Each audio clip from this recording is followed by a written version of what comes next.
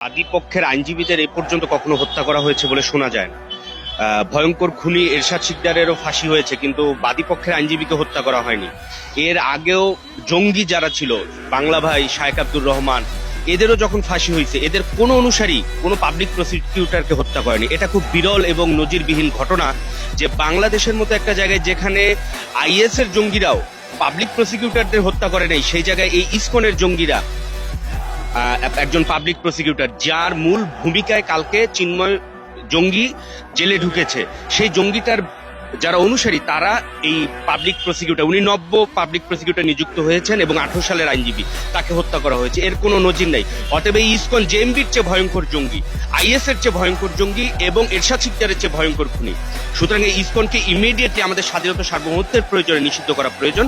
আর আমরা দেখেছি কাশ্মীরের ইতিহাস, হায়দ্রাবাদের ইতিহাস, গোয়ার ইতিহাস, সিকিমের ইতিহাস, যে তারা যখনই ভারত বা কোনো পার্শ্ববর্তী দেশ আক্রমণ করার পরিকল্পনা করে, সেখানকার একটা বিশেষ ধর্মের লোক সেই দেশকে আনস্টেবল করে তখন ইন্ডিয়াকে আক্রমণ করার আহ্বান করে, এবং সেটাই কিন্তু হয়েছে। বাংলাদেশ থেকে একটা বিশেষ ধর্মের লোক মোদিকে বলছে বাংলাদেশে আক্রমণ করার জন্য, এবং ভারতের কংগ্রেসের একজন চিফ মিনিস্টার তিনিও বলেছেন যে বাংলাদেশ মিলিটারি অপারেশন করার জন্য। এগুলো সবকিছু ভারত কলকাঠি নাড়ছে, এবং এই ইসকন ভারতের টুল, এবং এটা ভয়ঙ্কর জঙ্গি সংগঠন। এটাকে অনতিবিলম্বে নিষিদ্ধ করতে হবে।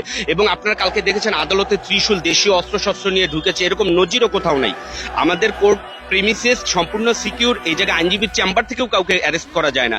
আপনারা দেখবেন যে শহীদ কাদের মোল্লা সাহেবকে যখন, কামরুজ্জামান মোল্লাকে যখন আদালতের ভিতরে ছিল, ডিবি পুলিশও তাকে অ্যারেস্ট করেনি সাবেক সরকারের আমলে। তার বিরুদ্ধে যুদ্ধ অপরাধের কথিত অভিযোগ ছিল, কিন্তু সে যখন কোর্ট প্রিমিসেসের বাইরে গিয়েছে তারপরে তাকে অ্যারেস্ট করা হয়েছে।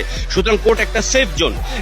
এই ইসকনের জঙ্গিরা কোর্টের এরিয়ার ভিতরে ঢুকে ত্রিশূল, দেশীয় অস্ত্র নিয়ে এসেছে, আইনজীবীদেরকে হামলা করেছে, এবং তাকে হামলা করেছে যে মূল চিন্ময়ের বিরুদ্ধে আদালতে রাষ্ট্রপক্ষের পক্ষে কথা বলেছে। এবং এটা একটা সুপরিকল্পিত হত্যাকাণ্ড, কারণ প্রবীর চন্দ্র ধর বা পল নামে একজন ব্যক্তি তার নাম মেনশন করে সুপরিকল্পিতভাবে উস্কানি দিয়েছে। সুতরাং আমরা 24 ঘন্টার ভিতরে এদের গ্রেফতার পূর্বক আমরা ন্যায় বিচার চাই এবং আইনজীবী সুরক্ষা আইন চাই।